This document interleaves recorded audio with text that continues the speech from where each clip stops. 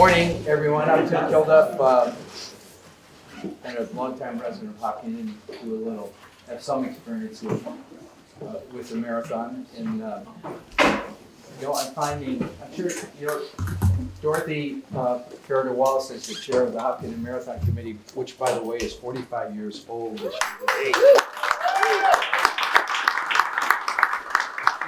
There are a lot of us that I find these little events to be somewhat emotional. This reoccurring thing that happens every third Monday in April. I think sometimes we lose track of how important it is to the community and how the community is important to the BAA as well. There's some other people that I'd like to make sure that you see and recognize, and you ought to grab them. The first is Richard Johnson, who is the curator of the New England Sports Museum. Just published a book, 100 Years, a 100-year history of the Boston Bruins. And I'm going to drop this one on him, but I want him to tell you very quickly what he thinks about the Brown family, in particular Walter Brown. Sorry to put you on the spot. The Brown family are sporting royalty, and Walter Brown, in my estimation, the single most significant and important sports figure in the history of the Commonwealth of Massachusetts. Hands down. Yeah.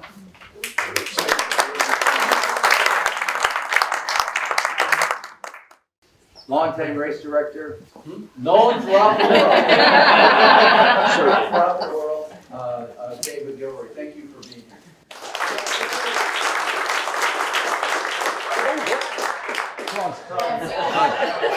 So the reason we're here is to thank Alexandra of Denmark, who was at one point the Queen of England. And you're saying, well, what the heck does she have to do with this? Well, in the it was at the 1981, I think it was, Olympics held in London. She decided that she thought it would be a good idea for the marathon organizers to start the marathon in front of the palace. Up until that point, the marathon had been run over sometimes 24 miles, 25, that sort of thing. But it's because of her insistence, because she wanted the young people who lived in the palace to see the start of the marathon. It's because of her insistence that the length of the race was changed and then became formalized. And in 1924, the BAA moved the start of the race to comply with that distance change from Ashland, and our dear friends in Ashland, who we remember last year actually, moved the race from Ashland to Hopkins. And I believe the Brown family had some say. They could have gone in a very different direction, but came to Hopkinton. And so it's a pretty exciting time for the town. We have serious relationships, the community does, with a number of distinguished people associated with the marathon. One of those is the Hoyt family, Dick and Rick Hoyt. There's a sculpture not far from here on the Common that was commissioned by John Hancock, the Team Hoyt sculpture. And I'm really happy that Russ Hoyt, who is now the president of the Hoyt Foundation, is here.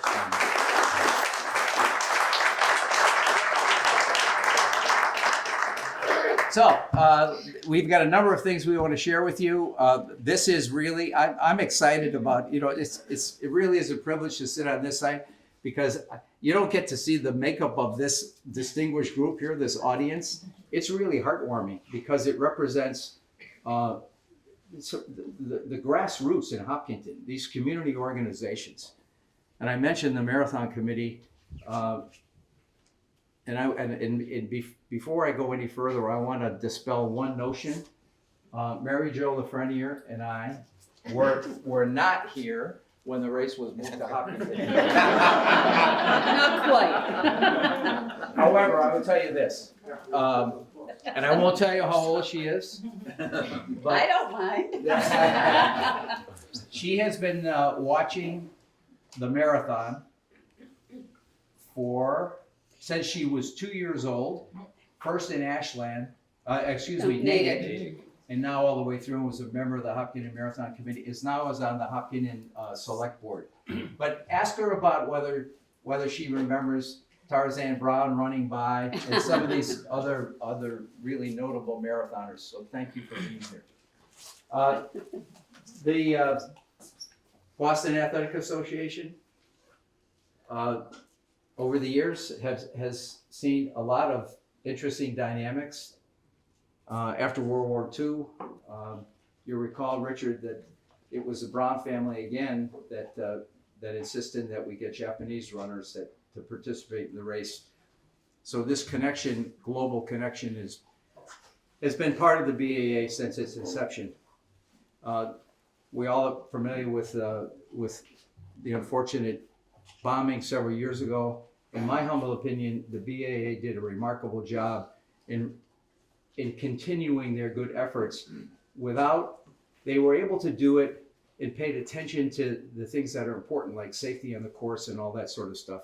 So they've lived through. The BAA has lived through, and they take some hammering. And now in this era of social media, pretty easy to criticize people, but they've been stalwarts, and it's in large part. And I also think the interesting part is they're concerned and are interested is a better word. I think you'll agree, Dorothy. They're interested in Hopkinton, and interested in now sort of featuring this community as we celebrate 100 starts. So to do that, Lauren Prosham is I want to get this title. It's pretty, man. Oh man, boy, it really is. Yeah. Chief of Race Operations and Production for the Boston Athletic Association. She worries about everything, but she's here to give greetings from the Boston Athletic Association. So you can call me Crop for short, is what I go by. First and foremost, I'm just really excited that my facts and figures line up with Tim's, because that would have been highly embarrassing. But good morning. Thank you everyone for having us here. As Tim mentioned, my name is Lauren Pershan. I'm the Chief of Race Operations and Productions at the BAA. I do want to call out some team members that are here with me today. From Team BAA, Kristen Abendroth, from Head of Human Resources, is here. Dan Satchwell, our Athletics Village and Start Line Project Manager, is here with us today. Suzanne Walmsley, our Director of Community Engagement. And of course, Dave McGilvery, our Course Director, is with us today. So thank you all for joining me. The 128th running of the Boston Marathon, presented by Bank of America, will mark a full century's worth of races starting in the town of Hopkinton. Here's that fact. Since 1924, when the 26.2 marathon distance became official, the event's start has been nestled around Hopkinton Common on one of the most beautiful settings for a global event to start in. For a century, Hopkinton and the BAA have been both proud to say, it all starts here. The community of Hopkinton and the 26.2 Foundation has welcomed the world each and every year on Patriots Day, opening their businesses and homes to participants from near and very, very far. When you look around Hopkinton, you can see the sense of pride. The statues of Team Hoyt, the blue and gold colors, and the unicorns that spring up throughout the town, you can't help but to feel the magic that is the marathon. Another chapter in Hopkinton to Boston race will be written this year, building on the preceding 99 years of road racing history. We are thankful for the collaboration that has occurred between the BAA and all of our partners in this room within the community to make sure that this race in Hopkinton's history is, of course, one to remember. To give the 100th anniversary some context, more than 800,000 athletes have finished the Boston Marathon over the last century. Each and every one of them started their journey right here and surrounded by smiling and supportive community members. Come rain or shine, but mostly rain, Hopkinton has started the world's oldest annual marathon in style. So far this year, 35 athletes from Hopkinton are entered and ready to toe the starting line in April. In addition to more than 75 volunteers from Hopkinton have already applied to support them on their journey. These numbers are sure to grow as the community steps in to lend a hand, as they always do, to make sure that the first 1.9 miles of the route in Hopkinton will be extra special for the 100th. On behalf of my colleagues at the BAA and thousands of volunteers and participants, we thank the 26.2 Foundation and the people of Hopkinton for helping make the first 1.9 miles of the entire Boston Marathon course what it is today, one of the most iconic athletic events in the world. Thank you so much for having us here, and we appreciate everything that you do, and you are priority number one in my book. So what we've tried to do over the last few weeks is try to build sort of a platform, if you will, an opportunity to bring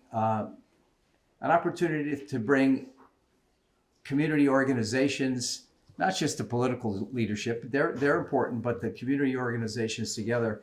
And you'll be hearing from Kelly Grill, who's the executive director of the Hopkinton Center for the Arts, Kim Chisholm, who is now the director of advancement and development for the 26.2 Foundation, who will share some programmatic ideas.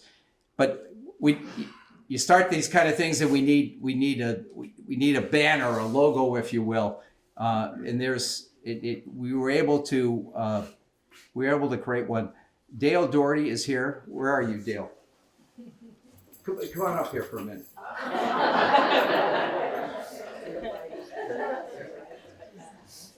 So thanks in large part to Dale in consulting with a lot of groups in town, a lot of interesting. We've created a logo which we're about ready to share with the entire community. Come on up here, because you're the one that ought to share this with everybody. But the idea is to try to capture the 100th, try to capture the fact that the race has started here for so long, tried to capture without fringing on anyone's legal rights, property, and that sort of thing, a logo that captures the Hopkinton to Boston spirit, the fact that this is a pretty unique stretch of road. So we've now created this logo, which we will be sharing with all of you.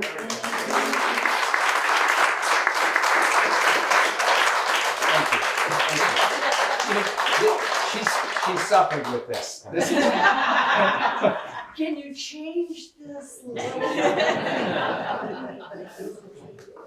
So, in order to give you some insight, and just as a start, as an impetus, as a kickoff for local programming, and by the way, I don't know if you know this, but Nancy Hill from the library is here. The library is about ready to launch a program, a reading marathon program in conjunction with the marathon. That's one.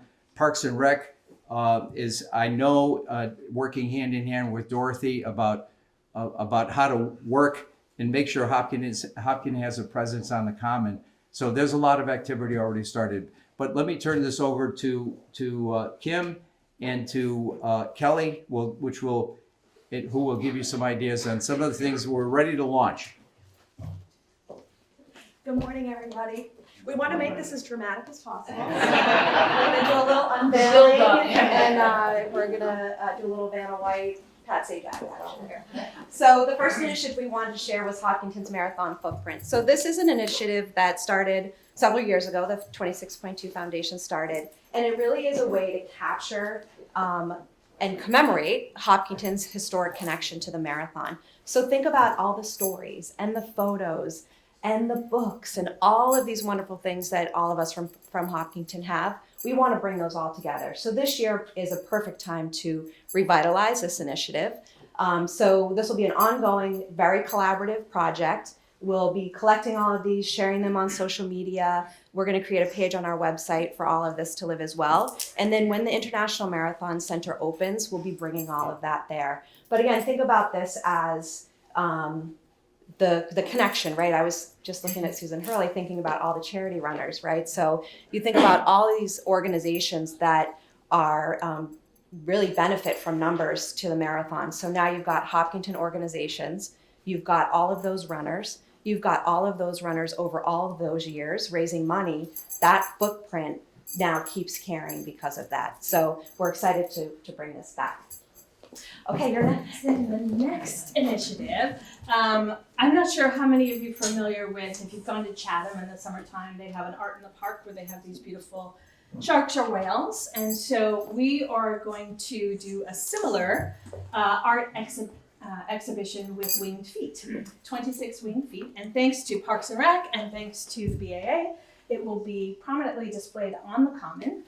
Starting mid-March through the end of April. And these, we've put out a call for art. So if we have any artists here in the group, we would love your ideas on how you would like to paint these beautiful feet. They will be sponsors. There's sponsorship opportunities for local businesses to sponsor these works of art, as well as opportunities to auction them off at the end. People can take them and have them in their home. It's very similar, almost identical to what they do in Chatham. And this is a joint fundraiser for the 26.2 Foundation and the Hopkins Center for the Arts. We are also commissioning the original artist who painted Michael Alfano's sculpted foot with the Hopkinton to Boston painting on that. It is in need of repair, and so thanks to Middlesex Bank, we are able to repair that foot, and that will also be displayed.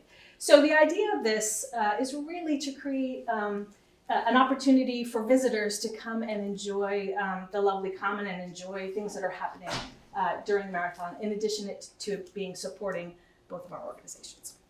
And there are two people who are helping us cut those feet. Yes, and we really want to thank Paul DeBona, who has been always there and ready, and I think was one of the original members of the Marathon Committee way back when, who will be helping us to install the feet. We want to thank Scott Richardson and his team for helping us come up with the design, and also Brian Gassett, who will be helping us to carve the feet out. Okay, And our next. ready? Next. Okay, so our third initiative is to create a mural. So again, just sort of as Kelly was saying, this is another way to draw people to town. We'll have a great photo opportunity. If you've ever been to like Nashville, they have the big wings and people seek it out. So they're enjoying the town. They're seeking out this mural. This is not what it will look like. This is just a placeholder for now. But we really just want to create a piece again to tie Hopkinton's place in the history of the Boston Marathon, and again drawing people to town. So we are determining a location for this. We're also determining if it will be permanent or if it will be temporary just for this year. We might do a temporary one so we can kind of figure out, is it the right location? Is it, if we need to adjust before we have an artist do a full piece on downtown. And our final initiative, we actually rolled out last year as just to sort of feel it out, and we're really going to be fleshing out this year. It's a Start Line experience. And again, for all of those people who are visiting Hopkinton, this is an opportunity for them to see all of the amazing artwork that's around the Common. We now have the Hoyt sculpture. They'll be installing this year the Bobby Gibbs sculpture down by the Common, George Brown, and it will be a self-guided art tour. It will begin at the HCA with a video about the 100 years and the 100 starts from Hopkinton. And there'll be memorabilia. Hopefully Spencer the dog will come back. I don't know if you were able to see him last year. And then people can take on their phones, there'll be QR codes, and they can learn about the history of the sculpture, the artists of the sculpture. So a wonderful experience to learn about all these wonderful initiatives, many of which that were supported by the 26.2 Foundation. And then they'll be able to go to Start Line Brewery for a little lunch. So a nice day, we're hoping, for everyone. And, over and over again, we hear, especially during marathon weekend, people looking for things to do. And so all of this is about that, the community coming together and celebrating. This is really a big year. It's a great year for all of us to celebrate what makes this town special, what makes the Boston Marathon special, the experience special, and we are looking for you to join us in that initiative in any way that your community would like to do that, and make the Start Line experience an annual thing. So we, after this, we'll send out an email with a link to all of those logos.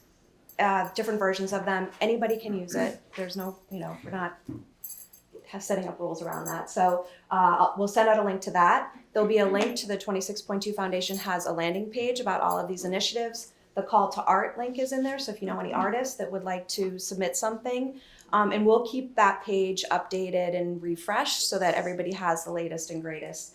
And then, as Kelly mentioned, there's all kinds of opportunities within here, but if your business or organization wants to do something, we would love that. We want this to be a collaborative community effort. If you're interested in any of these, we're looking for volunteers, we're looking for sponsorship, so all kinds of things that we have a one page that we'll give you on your way out. But again, on the 26.2 Foundation website, there'll be a landing page with all of this. I think that's it. Questions, comments, anything? Excellent. I want to know what Mary Jo thinks. Well, you were right.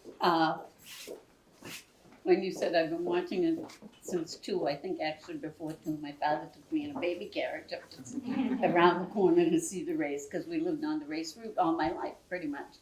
And one of the things that really sticks in my mind is when I was a little older, the Vakilis from Ethiopia came through Hopkinton way ahead of everybody else. And they were absolutely amazing. And they were the people, they were the two who showed me what a real runner should look like. They were gazelles. They just moved, and their legs, they were amazing. And I think everybody thought so. And it was Avi Bakila who won the race that year. And it was an eye-opener. And then I moved to Hopkinton and joined the marathon committee and a few other things. And I Just love a couple of other things, right? Yeah, a lot of other things. But it's just been a big part of it. I've known it all my life. So I am glad to have been involved. No longer on the committee, I'm the liaison to the committee from the select board now. And Dottie's been doing a wonderful job all these years and working together. I'm glad to see us working together. I'm glad to see something happening, and I am very glad to see that we're going to be able to use something on the common this year, because people miss it. I got so many things from people saying, we went down to get a t-shirt and there wasn't anything, and we brought our kids and my grandkids and there wasn't anything when we got there, and that was very disappointing to a lot of people from Hopkinton. And I hope they're going to open that up a little bit for us. It's been wonderful. I was in charge of the elite security for many years, from the 100th on, till I left and became a selectman. And I had met great people, Catherine Adreba, Moses Tutui, I mean, just all these wonderful marathoners. And they were very nice to me, and last year I got to see Mev Koflinski, and I said to him, "Oh, I remember you from the church," and he said, "No," he said, "I remember you. You let me out, and then you came up forward and you let me and my coach back in. I had to go get something," and I said, "Yeah," and he said, "So I remember you," which is just such a thrill for me, because I don't expect that to happen. And I was very close now with Uda Pipik when she came to town, even after she ran. She came by the church every year to get a picture taken with me or my friend Stephanie, and just things like that. The marathon itself has such wonderful people and wonderful stories. And I met a woman from China who came for the 50th, I guess it was, or something, and here, or the 100th running period, and she said she had run it 50 years before, and they wouldn't let her out, and because she was a much older lady than, well, she's about my age now, probably, and she came to run it again. Just stories like that everywhere. It's amazing. And of course the Hoyts. I remember sitting with them and watching the film of the Hawaiian Yeah, Gentleman Rick. And they were just so nice, and Dick used to come every year, just before they started. He would come running down and use the porta-johns to go running back, and he would always say hi, and then we got our picture taken many times together. And just wonderful people, wonderful stories, great experience. Russ, what,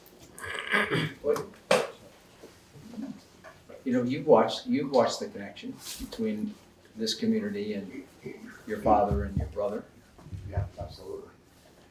Hopkinton has been just so amazingly welcoming to our family, made it feel like it is our hometown, even though it's not. It just feels like it is. The pictures we have from Dad and Rick standing at that sign where it says Hopkinton, it all starts here, is one of my prized possessions. It's, something that when I look at it, I still get chills, and it's hanging in my house. It's like I look at it all the time. Just knowing, and then, we've started a race here. We did it last year in honor of Dad, and this year it'll happen again in honor of Dad and Rick. And the way the town has welcomed us and helped us put that together and make sure that it's something that's going to be successful is just amazing. So I can't say enough about the experience of the town of Hopkinton, how welcoming they've been. Ted over at the Startline Brewery, his piece, the Marathon School, what they've done to include us. Rick and I actually got to speak at the Marathon School. It was Rick's last public speaking engagement, and the students there were amazing, and the staff were just so welcoming. So, Hopkinton, as I said, it feels like a hometown to us. I'll give you the last word. Well, I think the marathon is the one thing I say to everybody, it's all about the people, whether you're a runner, you're a volunteer, you're a spectator. It brings this community, but you're looking at runners from all over the world embracing the town of Hopkinton, coming in, getting ready. And there you have the residents of Hopkinton open their doors, all building the excitement for the runners that weekend. So many activities, but what I think, to me, it's all about the people. The people that I've met over the years are unbelievable. Not being a runner, I've seen the other side of it, the volunteer side, and putting things together for the town, things like that. But it's just, people don't understand what the BAA goes through with the logistics of just setting up all the logistics. There's a lot of planning that goes into it, and it's really, every second of that weekend is a whole timeline of things getting set up, where things are gonna be in place, who's gonna be staged here, where volunteers are gonna be there. Those are the things that the people don't see, but it goes flawlessly behind the scenes every year. And then after the race, it's all the comments or the critiques of the team captains and everything that they look at and just enhance it from year to year. And so I think it's just, my thing is always the people you meet. They're, Susan and I met a few years back when we did the Bobby Gibb statue. I raised like $1,600 something for the Bobby Gibb statue. But then just to hear about your background with all the charities and everything, unbelievable.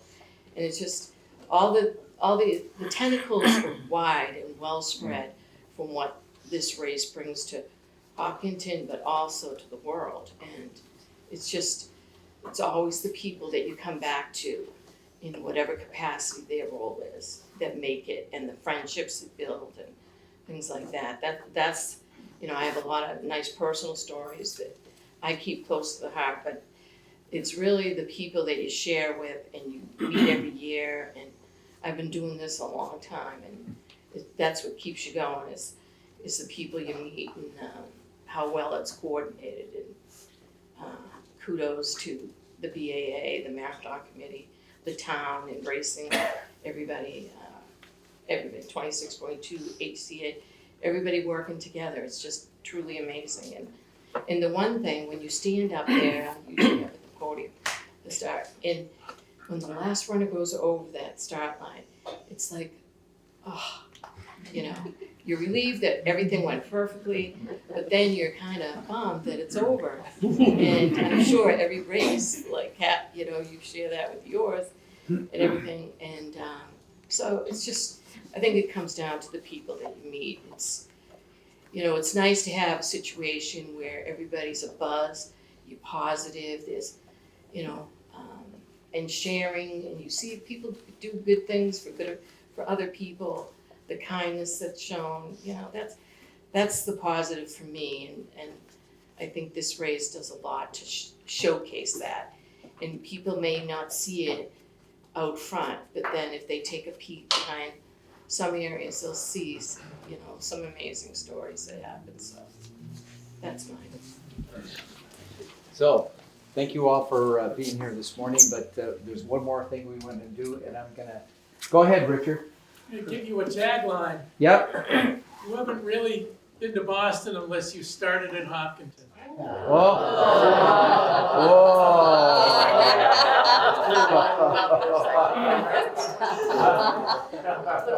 We'll use that, Susan. So we've got one more thing we'd like to get a picture. I don't know how we're gonna do this, so Kim and Kelly are gonna worry about this. But thank you very, very much for being here.